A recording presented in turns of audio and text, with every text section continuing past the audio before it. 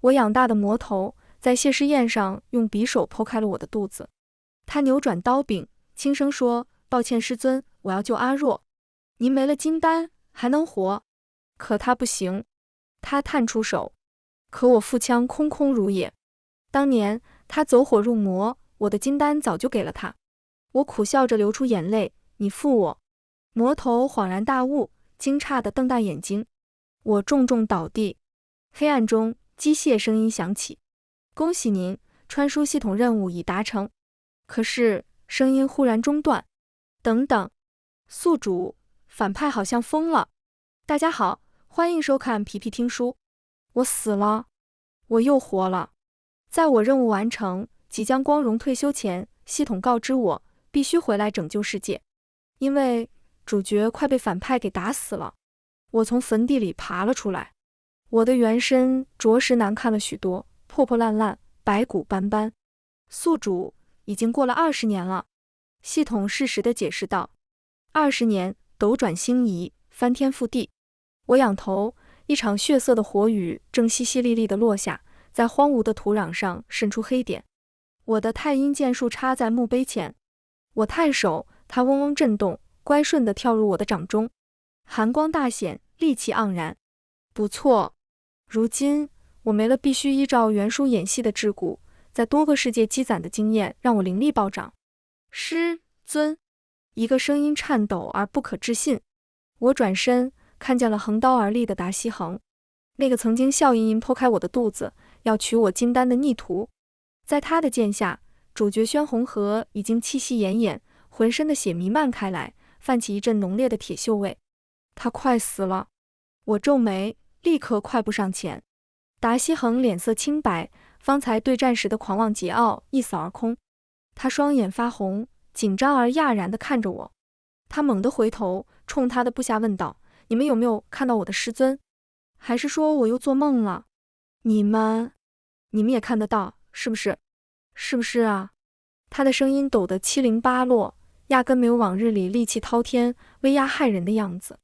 达西恒死死盯着一干部下的眼睛，当意识到他们正惊诧戒备地瞪向我时，他才确定自己没有做梦。他笑了笑，又撇了撇嘴，像是快要哭出来。赤色的双眸，连眼尾都带着绯色。哐！他扔了剑，双臂伸展，像个虔诚的疯子。师尊，你还活着，太好了。他仰起头，冲我笑。我瞥了他一眼，这笑我再熟悉不过。作为一个倒贴反派的配角角色，我曾悉心教导着他，也隐晦暗恋着他。即便达西恒有什么要求太过分了，只要他这般笑笑，我就会无奈地摇头，顺从他的所有请求。你啊，在这般闯祸，只会树敌过多，横生事端。凉月梨花下，我曾轻轻点着达西恒的额头，呢喃道。那时达西恒半跪在我膝前，笑容带着点邪气：“我有师尊，我不怕。”我叹道：“确实，你不用怕，我会护着你，哪怕用我这条命，都会好好护住你。但如今，我的原任务已结束，戏演完了，我眼中只有天下苍生。”我频频扫过达西恒，眼神平静，就如同掠过那些花草或普通的一块石头。目光垂下，落在宣红河身上时，才轻轻一顿。我走了过去，达西恒下意识朝我走来，乖巧地想要抱我入怀。师尊，你来找我了，我就知道你没有生我的气。师尊，弟子好想你。可下一瞬，我伸手隔开他伸出的双臂，淡淡道：“借过。”我与他擦身而过。达西恒的笑容僵住，他双眸瞳孔骤缩，仓皇收起手臂，不可置信地看着我蹲在宣红河面前。他的手指发着抖，声音无力：“师尊，你在干什么啊？”他猛地跪下，西行几步，黑色大氅重重甩落进泥水里。他狼狈地爬到我身边，抓住我的手，然后挤出笑容：“师尊，我在这啊，弟子在这里。”宣红河的状况十分糟糕，如果只是输入灵气，恐怕来不及救他性命。我皱眉，解开他的衣襟，细看他琵琶骨上的剑伤。达西恒晃了晃身子，看到我贴着宣红河肌肤的手掌，他宛若遁入了一场诡异而痛苦的梦境。他撑着摇摇欲坠的神智，强笑道：“师尊，你不用替我杀他，你好好疗养身体。您放心，弟子如今变强了，杀他这种脏事我来做就行。他眉心戾气更甚，黑气缭绕，入魔已深。我顾不得看他，伸手凝了灵气，刚要去给宣红和疗伤，脚踝却被人重重抓住。那人偏执，用力拉我。我终于回头，达西恒跪倒在地上，他双眼充斥着疑惑、不可置信和嫉恨。他努力冲我扬起笑，乖顺到谦卑。师尊，你怎么总在看他？你不是喜欢我吗？为什么你自始至终不曾正眼看我？他轻声问。你是不是还在生我的气？他连声道，对不起啊，师尊，我以为你会原谅我的。我没想到你的金丹已经给了我，我不是诚心要害死你的，你再原谅我一回吧，别和我置气了。达西恒盯着我，笑容甚至带了点天真的撒娇。可我的目光并非凝在他的身上，而是落在他的发间。达西恒挽着一枚白玉素簪，玉色皎洁，是上等的灵品，那是我送给他的东西。他是魔族后裔，天生邪气，受尽他人憎恶，我便给他添置了许多防身宝器。而这一件虽是他人求而不得的修炼宝材，但对当时的达西恒而言，却是可有可无，连簪头发都嫌弃麻烦的累赘。我给他的宠爱和宝物实在太多了，以至于他司空见惯，烦不胜烦。但达西恒在我面前向来擅长伪装，他会笑嘻嘻地接过礼物，然后背地里不耐烦地踢到床底。那日我去监督他温书时，偶然发现床角白光一闪。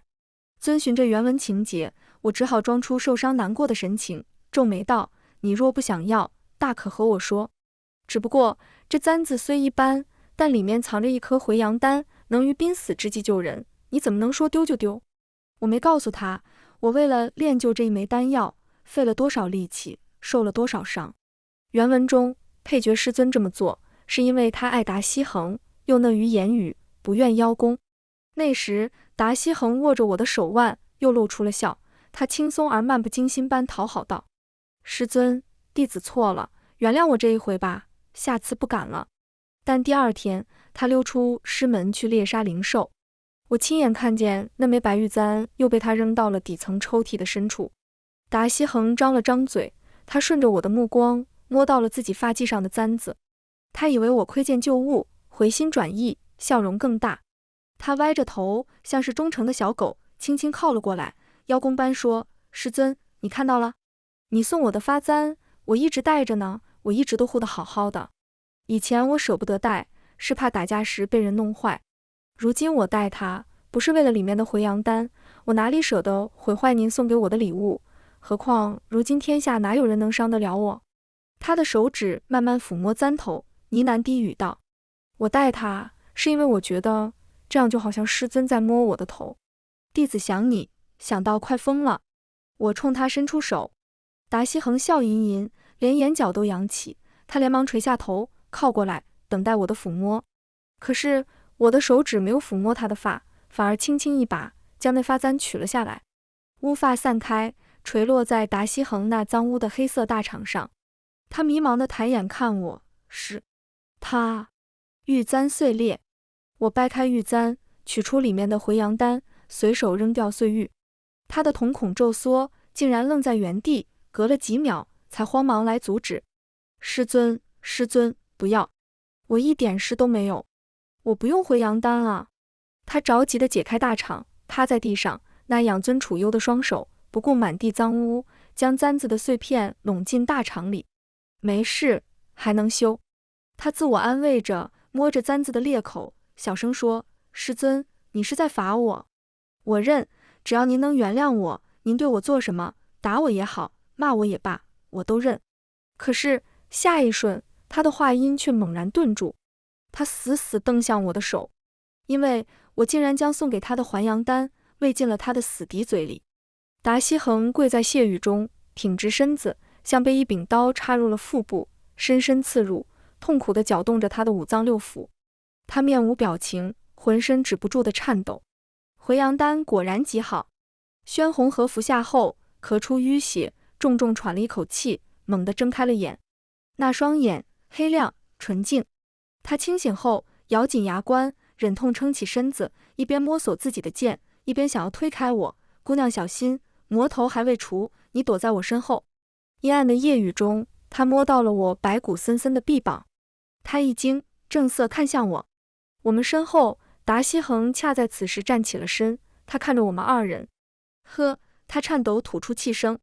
他仰起头，冷笑声变大，然后歇斯底里，恶狠狠怒道：剑来！万钧重剑，剑身漆黑，红纹似血，如鬼魅般从地上飞起。他捏紧剑，宛若撕磨着锁链的狂兽，风意暴涨。他瞪着宣红河，如同俯视蝼蚁，清浅地说道：原来如此。剑尖凝聚魔气，是你对师尊做了手脚，你对他下了蛊，还是用了禁咒，让他与我反目？我皱眉，那阴冷的魔气绝不是原文里20年后他能拥有的。他的实力比系统简单的警告描述更加恐怖。这一剑下去，莫说宣红河，即便是以前全盛时期的我，恐怕都得苦撑。达西恒面无表情的挑眉，露出邪气恣意的笑，声音冷如冰霜：你算什么东西，也配动我的师尊？我本要留你一条全尸，看来是该将你挫骨扬灰，劫魂斩魄才对。他握着刀柄，力道大到指尖泛白，魔气凝练，短短几息间就聚至最大。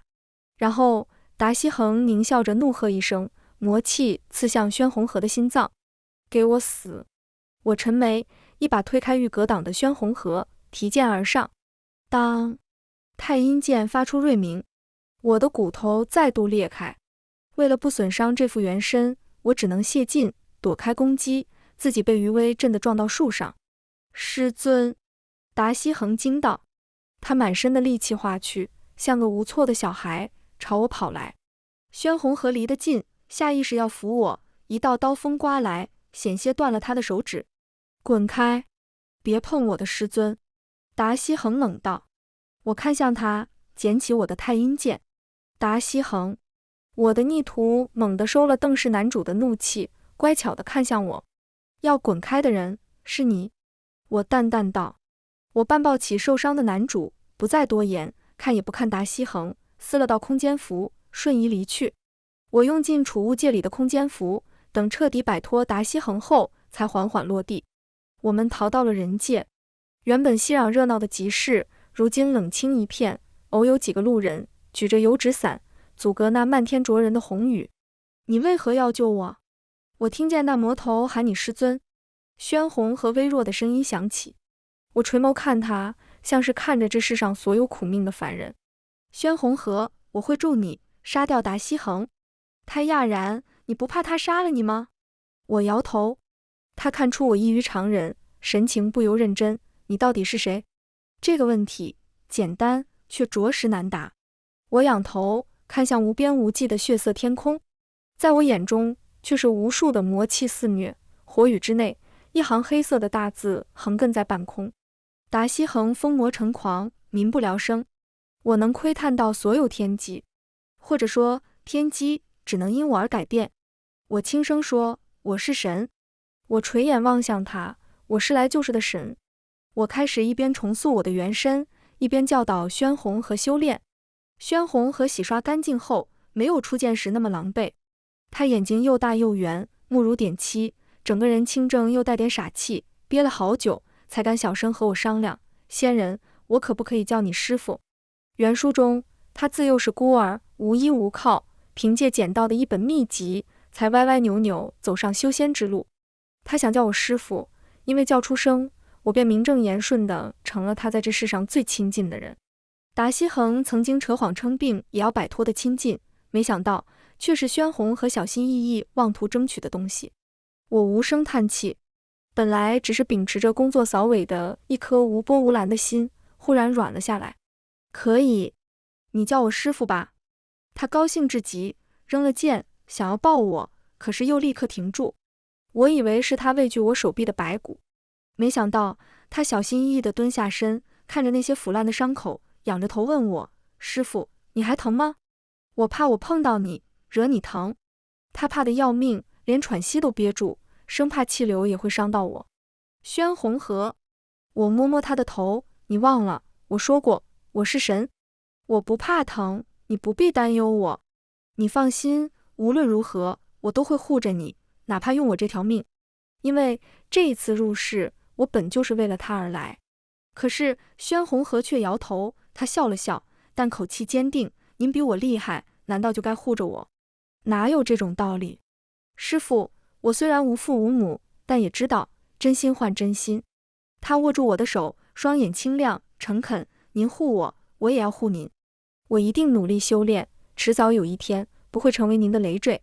我闭了闭眼。他和达西恒果真不同。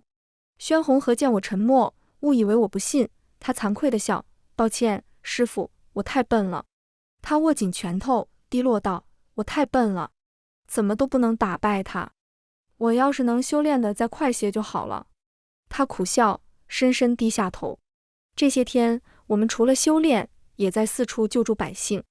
但我的太阴剑纵使再厉害，也无法同时拯救全天下的人。多少次，宣红河与我来迟一步，看到哀鸿遍野的村庄，他从不在我面前露怯，反而强撑着给我打气。但他忘了，我修为在他之上。我听见他深夜中愧疚的哀泣。他还太年轻，承担的东西却过重。宣红河，你做的已经很好了。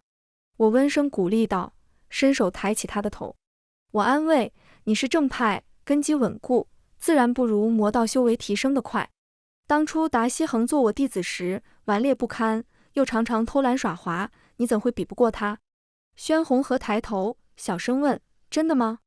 我摸了摸他的头，认真夸道，千真万确，你比他要优秀10000倍，你才配做我的弟子。忽然，院落的静至微动，力道微弱，如同夜风拂过我的脸颊，就好像有人小心翼翼碰了碰结界的罩子。我敏锐地抬眼，是达西恒。他孤零零站在夜风里，瘦得可怕，好像在发愣。我们目光相接的刹那，他落荒而逃，狼狈得像是一条无家可归的野狗。达西恒不知发了什么疯，他以身撞破了四方山，生生在人界与魔界间撕开了一道口子。人间危在旦夕。听闻消息，我重重揉了揉眉心。我得加快进度，再晚点，这天下都得让达西恒给覆灭了。我的元神复原得很慢，我决定先回师门，用我先前的丹药巩固我的肉身。另外，达西恒为何这么快就入了魔？是出现了什么纰漏，让他扭转了世界线？我也想借此机会一一查明。我匆匆给宣红和刘信一封，便去往师门。达西恒，我们谈谈。师尊，我就知道您会来看我。我以前生病时，您不管多晚都会来看我。那个撞破四方山的魔头，站在山门前，明明也受了反噬的伤，却笑意盎然。我沉下眼，默然不语。常念风，湖西楼。当年我的住所取了护溪的谐音，寄予了一番守护达西恒的夙愿。我仰头望着牌匾，达西恒轻轻将他的披肩披在我的身上。师尊，他小心翼翼地唤道，眼神都轻得不能再轻，像是生怕叫醒一场美梦。你的房间，我派人实时打扫，只不过20年了，难免旧了些，您别见怪。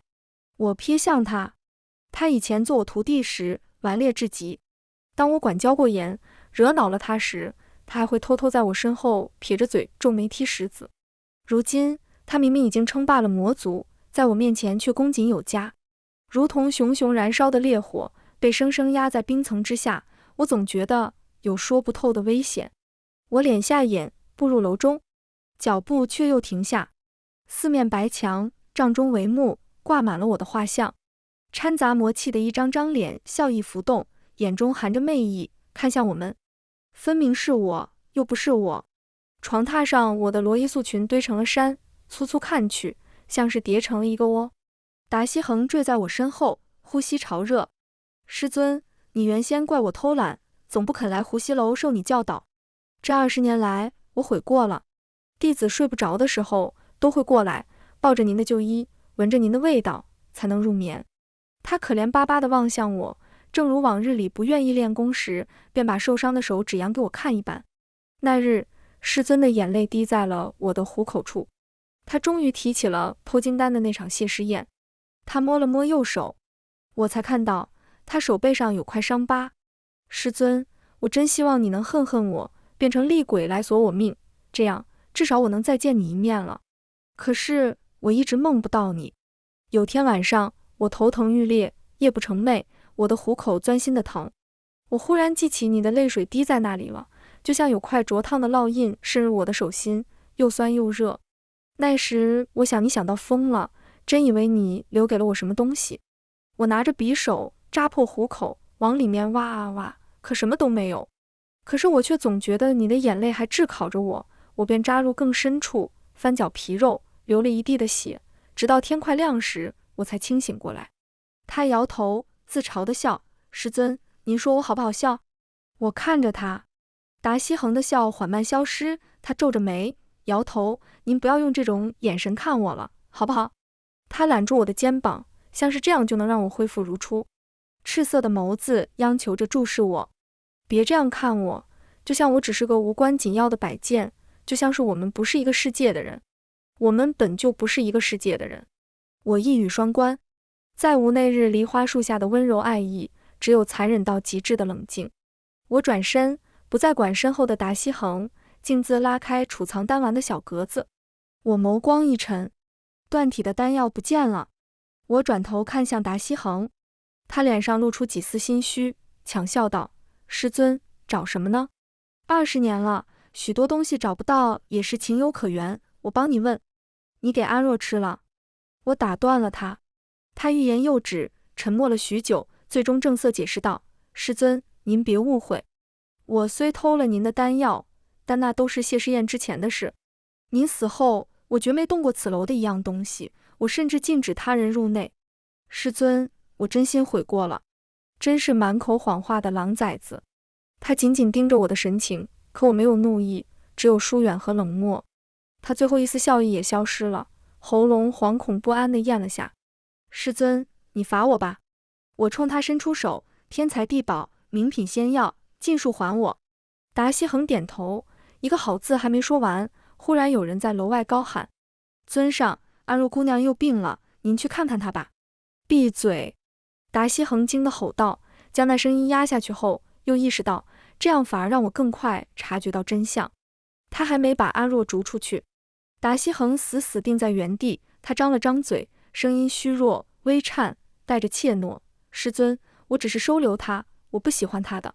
可他没了我，会死。”我毫无波澜，只替书中的原主说了句话：“达西恒，你果然是自私的孽畜。”达西恒顿了顿，软声说：“是，师尊骂得对。您别生气了，我这就去宝库把您要的东西都拿来。”他匆匆欲走，背过我时脸色沉怒，看来今日有人拆他的台，惹他非常不高兴。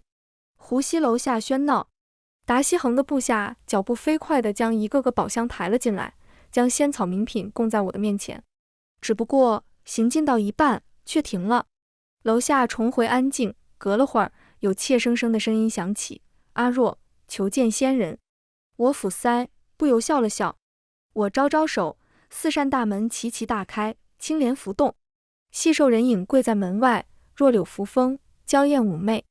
阿若，原文中与达西恒纠缠甚久的魔族孤女，刚一见面，她便双眼泛红：“仙人饶命，没了仙草续命，阿若会死，还请您割爱。”我眯眼，用神识掠去，他气息正常，举止也和原书无异，不是他坏了世界线。我敛下眼，便没兴趣再配合阿若演场勾心斗角的戏份，但也不想做什么风轻云淡之人，大方让给他。达西恒偷了我的药，便该还给我。至于他，想来达西恒不会舍得他死，肯定早有安排。所以呢？我反问。向来以示弱大杀四方的阿若，头一回碰了钉子。哎，我漫不经心，双指并拢，轻轻摩挲腮边，指节还有一点白骨，没有长出新肉。人都会死，你可别忘了，我已经死了20年了。阿若猛地一颤，连忙哭求：“仙人，当初我也苦劝阿恒不要剖您的金丹，只是他太过忧心我的病，才酿成大错。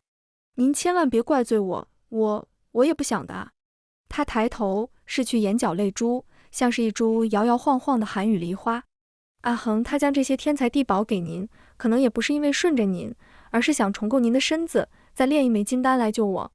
我知道您对他情深意重，难以割舍，但他心意已决，您何苦再纠缠呢？您还是让给我吧，可别让他再伤您的心。我平静地看着他，眉间没有任何触动。我不是师尊，我只是个来救时的宿主。我没爱过他，又何来伤心？如今更没有必要再演下去。伤心？笑话！我淡道。阿若不可置信地看向我，您说什么？您是不是不信我的话？我轻轻摇头，无所谓。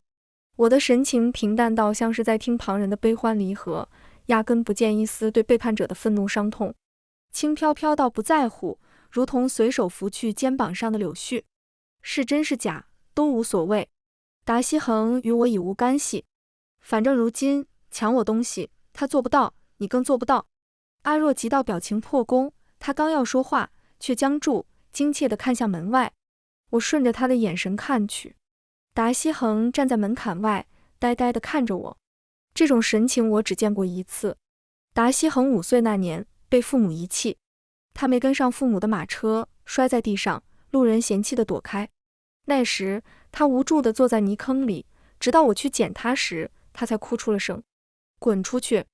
他捏紧拳头，冰冷地看向阿若。等他狼狈逃走后，达西恒关上门，跪下来，重重磕头。他衣服上带着血痂，不知做了什么。师尊，我没有这么想。他小声说。他跪在我的面前，揪着我的裙摆，他拽得很紧，迫切地想求我回头看他。我是真的想救你，绝无他想。我若再要害你，我发誓我死无葬身之地。无所谓。我摇头。他彻底慌了。达西恒沉默了一会儿，才轻声道：师尊，我错了，我大错特错。他抬眼苦笑道：师尊，您从未说过爱我，可处处都说爱我。您护我，帮我，教我，可是不知为何，我总觉得这一切都是镜花水月。于是以前我忍不住去闯祸，闯更大的祸，试探您的底线，看看您究竟能对我多好。我眉头一跳，竟然不知达西恒如此敏锐，能够窥得这个世界的半分真相。我太过害怕了，师尊。因为当我丢掉您送的发簪，被您发现时，您痛苦伤心，可我握住您的手腕时，脉搏却又平静无波。达西恒低着头，您还记得有一日，2月梨花下，您摸着我的额头，说会护着我吗？您明明垂眼看我时，眸光温柔含情，可转头间，眼神却骤然冷去。那晚，我在痛苦猜忌中入了魔。我皱眉，原来如此。这般算来，他整整比袁叔提前了6年入魔，难怪主角实力不敌他。我心头一冷，原来如此，我到底该怪他太过敏锐，还是该怪我演技不佳？走过上千个世界，没想到退休前最后一个任务栽了跟头。达西恒笑了笑，师尊，我错了，错在误会了您。您都能把金丹给我，您是真的爱我。他低头苦笑，只可惜当初醒悟已经太晚。他想要握住我的手，他认认真真地凝视我。幸好上天又给了我一次机会，所以求求你，再给弟子一次机会。这次我们好好过，好不好？我沉声道，如果我说不呢？我暗中运气。达西恒的笑更加深，他温柔地看着我，周身魔气却如同荆棘锁住了我。师尊。他握住我的手，让我的掌心贴在他的小腹。他声音柔和、耐心、从容。您的金丹在弟子的腹中，我们早就合二为一了。您甩不脱我的，我们羁绊深入血液。师尊，弟子也爱您，别和我置气了。我冷笑。他恨不得搅翻整个世界，残杀了多少人，这样的人竟然还敢说爱。我手掌用力，太阴剑发出阵阵嗡鸣。既然要纠正世界线，主角能力不够，那为何我不能亲自杀他？我捏紧剑，毫不犹豫地挥剑兜头劈下。达西恒反应极快地侧身躲开，围拢的魔气也随之散去。我趁此机会掏出最后一剂丹药吞下。运气，杀人。剑锋将要劈开那看似汹涌的魔气时，血红的大字却骤然出现在半空中。警告！宿主 OOC 严重。什么意思？我如今已经不需要扮演原主了，怎么还会 OOC？ 我皱眉冲系统说，反派只能被主角杀死。宿主，不要抢主角戏份。我无声斥骂了一句，悬空的剑只能泄了力，无声收回。达西恒眼睛一亮，师尊，你心疼我，舍不得杀我。借过。我不再与他纠缠。师尊，师尊。达西恒重重握住我的手腕。我冷笑，怎么？还要杀一次？达西恒平静的表情下藏着浓烈戾气，他隐忍地压低声音，不准离开我。他双眼发红，语含威胁，往日做小伏低，如今终于暴露出魔尊的做派。师尊如今体弱，又没金丹，您别逼弟子以下犯上。我笑了笑，哦，怎么犯上？是用你在我药里头的蛊，还是炉香中埋的情毒？他脸色一变，下意识捻动手诀，他中的蛊竟然毫无动静。我俯视般看他，无悲无喜。他是书中的角色，而我就像是一个开挂的玩家。我窥探过他的一整个人生，对他的天性了若指掌，当然对他有所防备。达西恒是位不熟的狼崽子，他习惯在流落巷道时扮成可怜野狗，招人收留，又会在温暖安逸里咀嚼好人的血肉，并无辜地解释成天性难为。他该死！达西恒刚想说什么，忽然停住，双瞳紧缩，像是顿悟了什么，遭受到了什么打击一样。他不可置信地看着我，像是虚脱般喃喃自语：师尊，既然蛊和毒对你都没用，所以……他冷得可怕，牙齿都在打颤，他哆哆嗦嗦地开始流眼泪，形容狼狈。所以那日我与宣红河对战时，您并不是被他的手段控制。他声带发紧，由于震动，发出又尖利又像快窒息般的声音。你是真的要救他？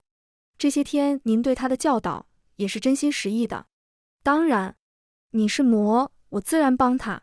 可他是我的死敌，他杀我的族人。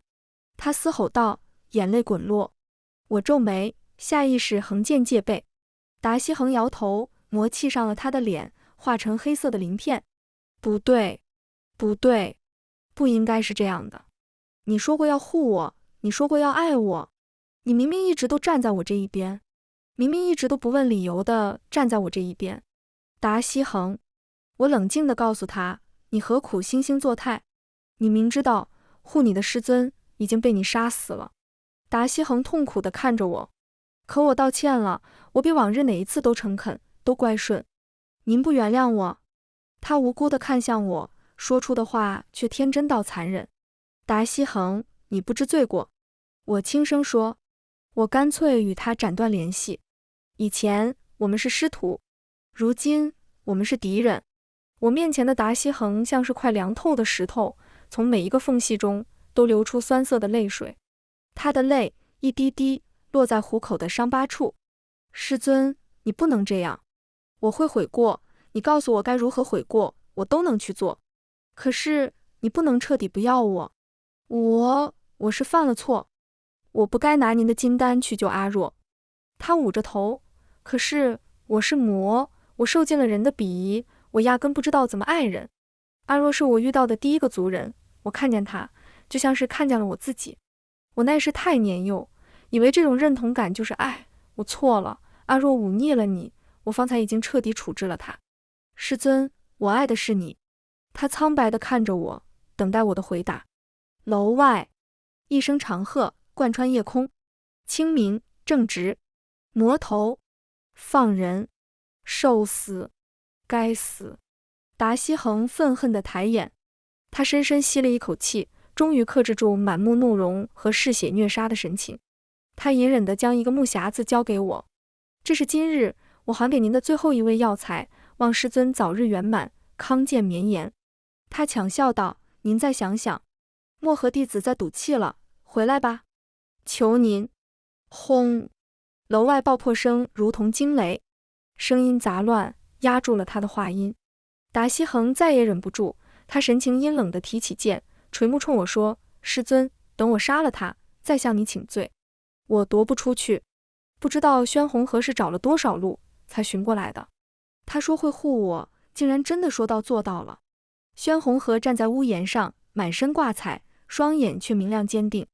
布衣木簪，一把破破烂烂的剑，直指达西恒。金冠玉带，锦衣貂裘的达西恒，除却眼角的红痕外，处处都比人间的帝王还要耀眼。